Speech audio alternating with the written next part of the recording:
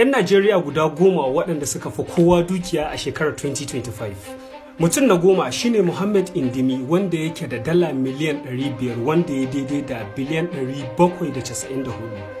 Sai mutum na 9 shine Jim Obia, wanda yake da kuɗi daidai da miliyan 550, wanda ya daidai da biliyan 873.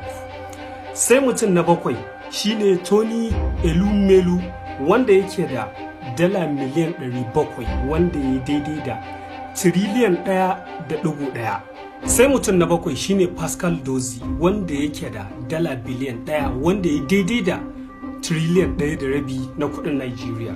Sai mutum na 6 shine Cletus Ebeto, wanda yake da dala biliyan 1.5, wanda ya daidai da tiriliyan 1.9 na kudin Nijeriya.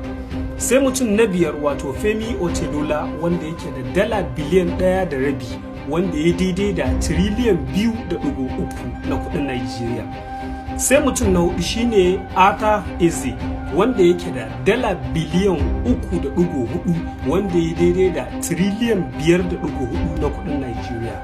Sai mutum na 3 shine Abdulsamad Buwa, wanda yake da dala biliyan 5.1, wanda ya daidai da tiriliyan 8.1 na kudin Nijeriya. Sai mutum na 2 shine Mike Adenuga, wanda yake da dukiyar da ta kai dala biliyan 6.8, wanda ya daidai da tiriliyan 10.8 na kudin Nijeriya.